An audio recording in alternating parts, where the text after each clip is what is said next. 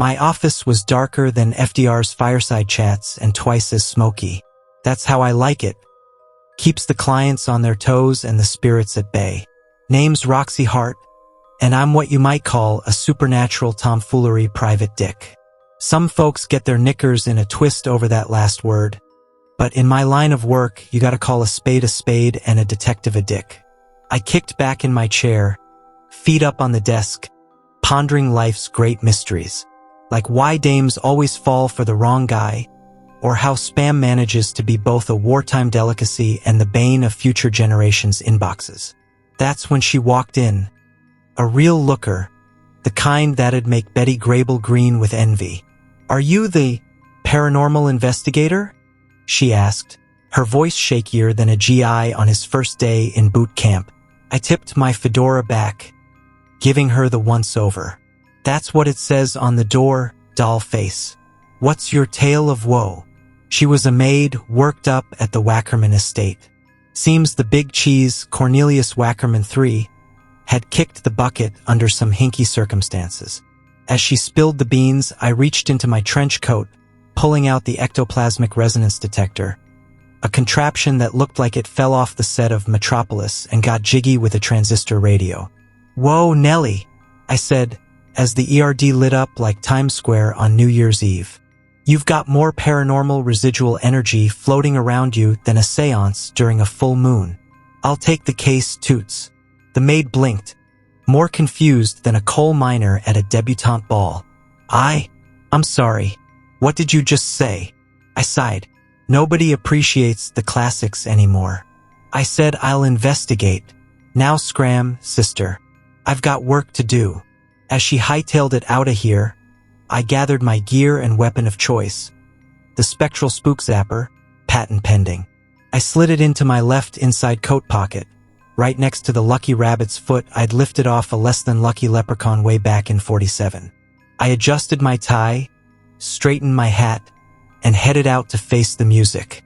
The Wackerman estate loomed ahead like the devil's own summer cottage. As I approached, a chill ran down my spine colder than a G-man's stare. This joint was surely more haunted than my high school reputation after that unfortunate incident with the principal's toupee and a jar of molasses.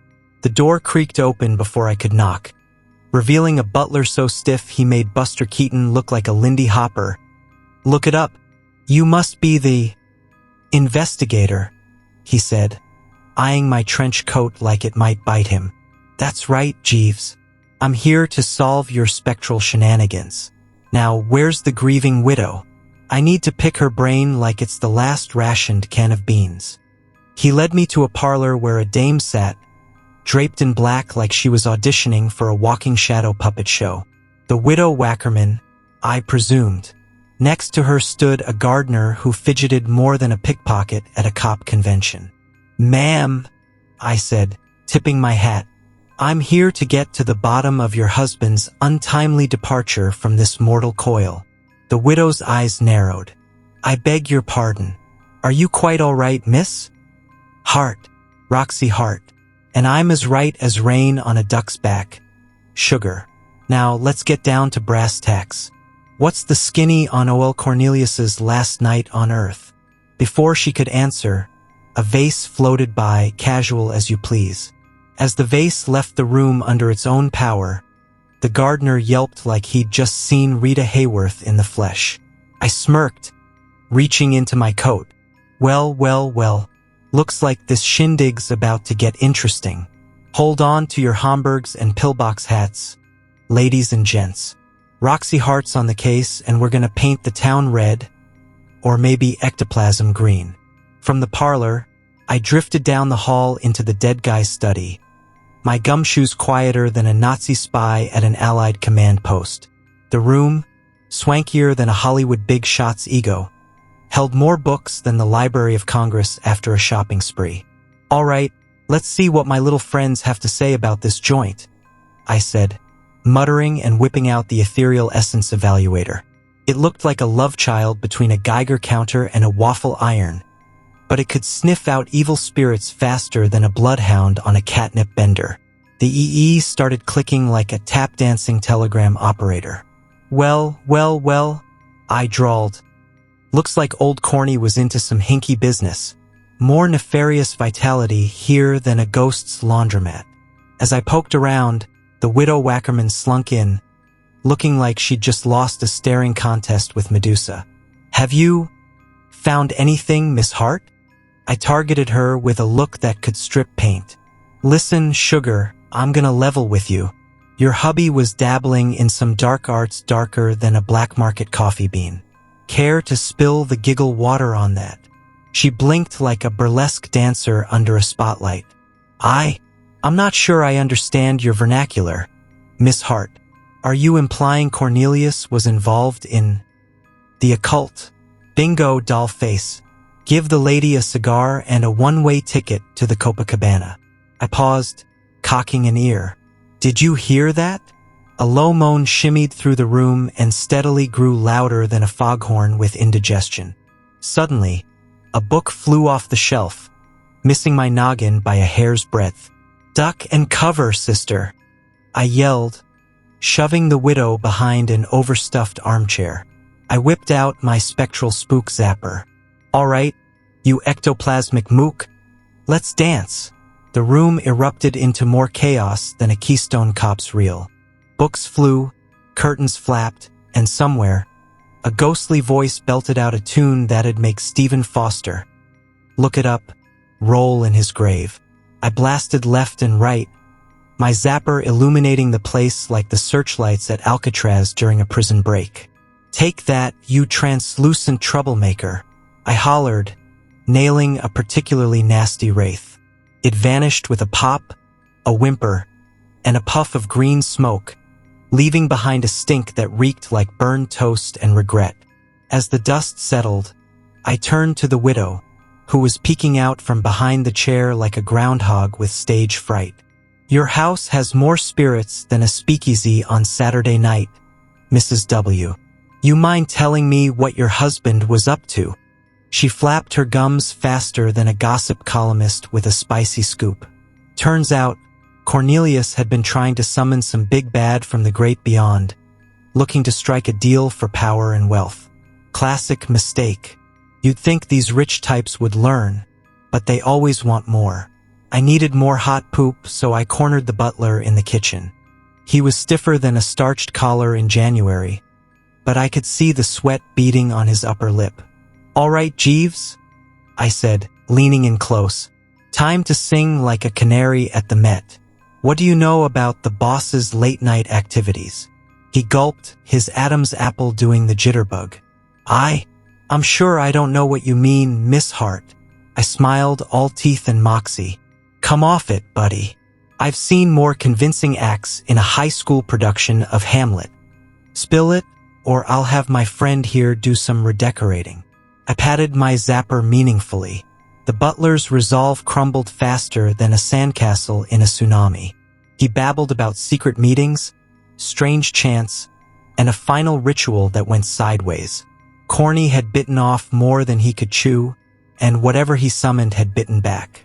Armed with this info, I headed to the basement. If this was a horror movie, the audience would be screaming at me not to go down those stairs. But hey, a dame's gotta do what a dame's gotta do. The basement was darker than a Mickey Finn's intentions and twice as disorienting.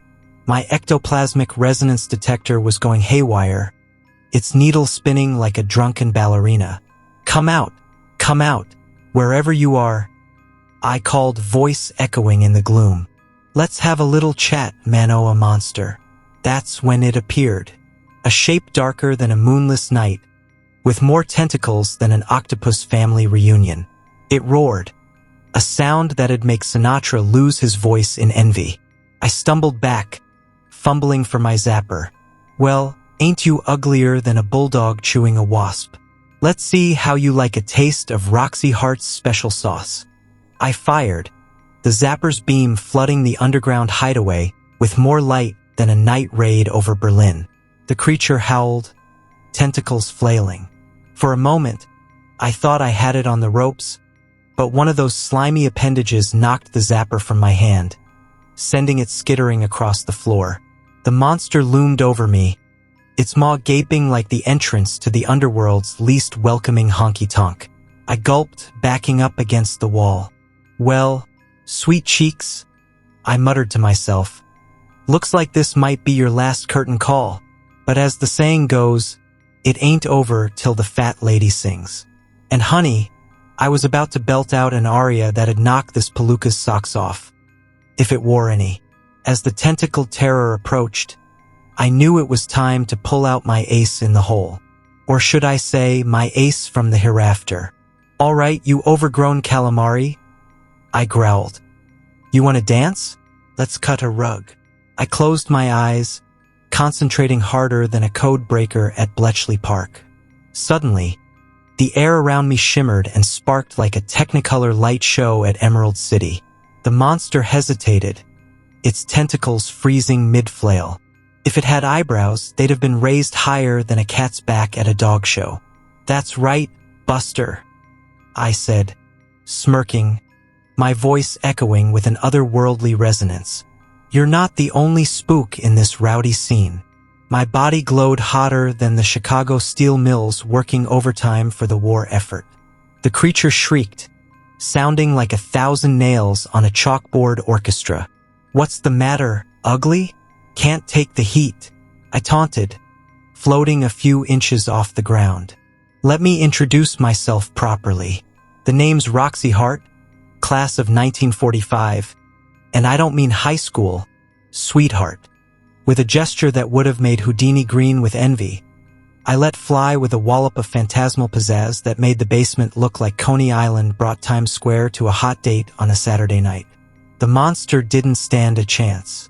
It dissolved faster than a sugar cube in hot coffee, leaving behind nothing but a stench of low tide and broken dreams. As my glow faded away and I floated onto solid ground again, I heard gasps behind me. Turning, I saw the widow, the butler, and the gardener gawking at me like I was Eleanor Roosevelt doing the jitterbug in her studded leather underwear. Now that's a picture. Close your mouths, folks, I drawled. You'll catch flies. The widow stepped forward, her eyes wider than dinner plates at the Ritz. Miss Hart. What? Who are you? I straightened my fedora, which had somehow stayed on through the whole shebang.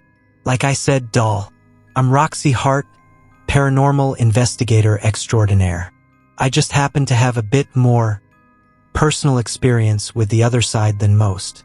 You mean, you're the gardener stammered. A ghost?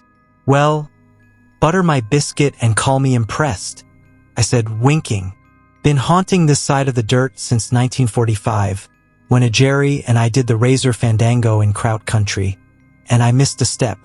Figured I'd put my unique secret agent talents to good use. So I started solving cases no living gumshoe could crack. The butler, looking paler than usual, which for him was quite a feat, cleared his throat. But, how are you? Solid? And a woman? I shrugged, straightening my trench coat. A dame's gotta have some secrets, Jeeves. Let's just say I've picked up a few tricks since shuffling off this breathing business. Now about your late boss. I explained how Cornelius had accidentally offed himself during his little summoning ritual. The big bad he'd called up had been more than happy to stick around and make itself at home, feeding off the fear and confusion of the household. So that's the skinny, I concluded. Case closed, and your house is officially deghouled. My bill will be in the mail, and don't worry, I accept most forms of payment in this realm. As I turned to leave, the widow called out, Miss Hart, will we see you again? I paused at the door, tipping my hat with a smirk. Sugar, in my line of work, you never know where or when I might pop up. Just keep your eyes peeled and your Ouija boards handy. With that, I sauntered into the night, my form slowly fading like mist in the morning sun. Another case solved, another day. Well, not lived, but you get the picture. In this town, the streets are dark, the dames are dangerous, and the dead don't always stay put. But as long as there are phantoms causing trouble, Roxy Hart, the ghostly dick, will be there to crack the case and save the day. Now, if you'll excuse me, I've got a hot date with eternity, and maybe a cold glass of spectral gin. This ghost detective's work is never done. But hey, that's the breaks when you're the spook who sleuths.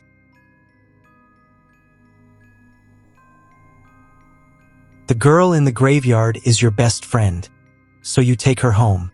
The night is a bruise between you, a blotch of rogue in the passenger window, the color of fruit left out to fester. The body pries at her seatbelt, a finger, then two. The radio echoes static, the body shuffles in her seat. You study the face, the similar slice of jaw, the nose humped from where a baseball had hit her at 12, just slightly off-center. The skin like a rain-licked plastic bag, the stink of musk and sulfur. You want to look away, but you cannot. She's so beautiful, even like this.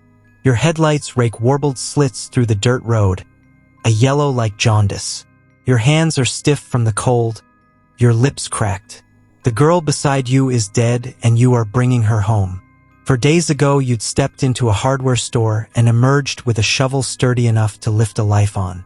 For days, you'd spent digging dirt in your own backyard yard until loam muddied under your fingernails and erratic holes split garden beds like the mouths of greedy beasts. Until you could sift through soil with your eyes closed, with a hand bound. For nights you had laid in your bed staring at the pockmarked ceiling, wondering what it felt like to burn alive. Now, the shovel beats dull against the skin of your trunk. Your hands gripping the steering wheel like a throat you're trying to silence. The body turns, dawn bleaching the salmon gray of her skin. The left eye slips from its socket and she pushes it back in with the heel of her hand. She smiles, head lolling like a marionette's. Sorry, baby. Her voice comes out strained. I wasn't expecting company. I'm sure you understand. In a sickle of citrus moonlight, Adeline Marcus smiles up at you with shell-pale gums. Adeline Marcus died on the 31st of October and was buried a week later, the date on her gravestone a month shy of her 18th birthday. In the court, the boys would claim it was an accident, that they didn't know she was inside. For better or worse, you believe them. The fingers striking out matchboxes, the beer cans constellating the sidewalk. A prank gone too far, the wrong place, the wrong time. It doesn't have to be on purpose. She didn't have to be home. The coroner ruled it suffocation, but all you can imagine is flame like a stiff palm, striking over and over. Adeline had crawled from the mouth of the home on her hands and knees. She was dead by the time she reached the pavement, her Sunday dress singed up to her knees, the dress you knew well enough. Either way, the boys were left with 25 to life and the Marcus were left with a dead daughter, a ring of ash like chalk on the pavement. You were left with a misplaced guilt like hunger, a guilt like an Ouroboros, choking on the tail, swallowing the head, eating yourself alive and being unable to stop, even as it consumes you, because this wasn't the sort of thing that happened to good people. You watch water curl down your shower drain, carrying with it mortuary makeup, kaleidoscopic insects, and jasmine bubbles. Strings of dirt stretched out like sinew. The body's head rests on her knees, vertebrae needling through her back like a line of molars. The electric lights wash her green, dark veins rooted under brittle skin. She turns her face to the shower head and picks at the powdery sediment under her fingernails. The shower floor is a mess of grit, and you think of a child scooping up the sand. You turn the heat up until it scalds and scrub mildew from the base of the shower door. You think if you can only get everything clean, everything will be all right. She turns her head and looks at you through eyes obscured by glass paneling. She says, "It's not as bad as all that. I don't even think I felt a thing." But she says it through lips the color of spoiled plums, so the sentiment doesn't ring true. You lift threadbare towels from the bottoms of your linen closet. You walk 3 times around your block and return to a corpse sat on your sofa like she has nowhere better to be. There are ants in your sugar bowl. You try to remove them, lift their crystal-knotted bodies on the prong of a fork, but they slip between the gaps and you are left with a mess bigger than when you started. Tea-brown sludge bleeding from thoraxes and the stink of vinegar. There's a dead girl on your sofa, but let's focus on the ants in your sugar bowl. The way they thread through cysts of white like veins on a leaf, like the capillaries that run through the skin of your face. You make tea anyway. You add too much milk and sit cross-legged in front of the body. She stares at you. You stare back. The two of you drink and ribbons of watery milk pour clean out her trachea, the gaping hole in her chest, but she doesn't stop drinking until you do. You're not looking at me, she says. Not really. Yes, I am. You twist your hands in the shag carpet. Aren't I now? No, she says. You're not. You leave your teacup on the floor, saucer and iris of yellow, and go upstairs. You take 2 cigarettes from the carton squashed on your father's desk and then think better of it. Press down with your heel until tobacco dissipates into the tawny carpet. You change your bedsheets twice, eggshell white, no, gray with peonies. You make a second cup of tea. When you get back to the room, the body is still there. You are looking at her. You are not looking at her. Do I disgust you? She says. No. She shakes her head, dark hair plastered to her shoulders like reeds. No more than I always did. You need to sleep, you say. Baby?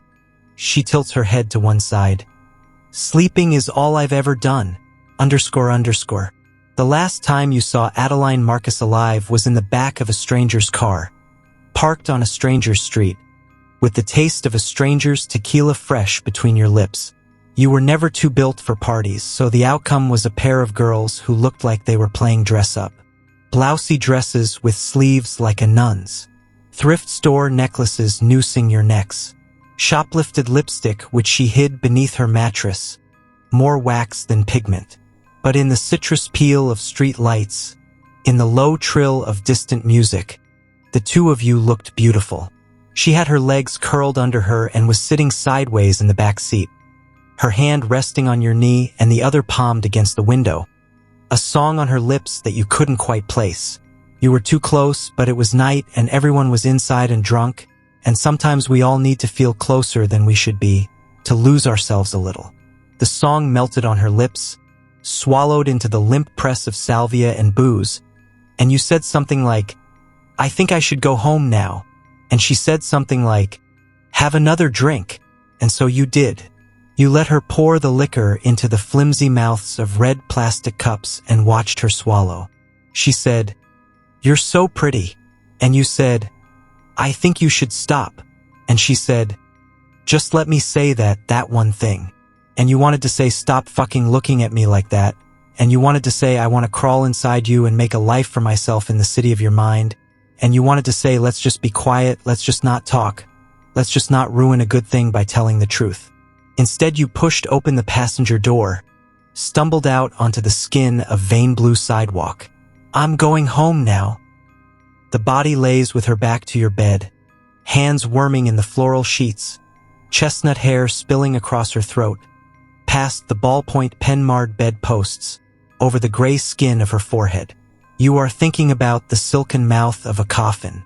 You are thinking of how she looked when you pulled her from the rose mouth of heaven. The radiator hums. A lace curtain bellies your open window. She rolls over onto her side, slots her hands together like pieces of a decaying jigsaw puzzle. You still can't even look at me. Her mouth moves too slowly, words like chewing gum. Why am I here? Bet? What's it for? There are pink crescent moons on the bed of your palms from the bite of your nails. She pulls her knees to her chest and a bone cracks. She pulls her knees to her chest and a molar tumbles from between her keyhole lips. You can only love me when I'm not here. You can only love me when there's nothing left to love. You press your cheek to the cool spread of linen beside her. You listen to the steady beat of your heart. The way you can feel it in your fingertips, entirely singular. Don't tell anyone, you say. Did you want it to die with me? Bet? She shifts and her hair falls against the nape of your neck. Were you glad it was silenced? Don't tell anyone, you say again. She sighs, lays herself back down so you're face to face. Crooked nose, eye pulling from its socket, the onset of gray-green decay wreathing her jaw. The smell of soil and rot and cicada-heavy nighttime. Who could I tell? She brushes your hand. I'm not really here. And suddenly you can imagine it is your fist splitting beer cans in two like overripe fruit. It is your fingers on the matchbox, your fingers striking out. But you both know the house would still be on fire. And you both know you'd leave alone. You take her hand. You put your face in the crook of her neck and beg forgiveness from a ghost.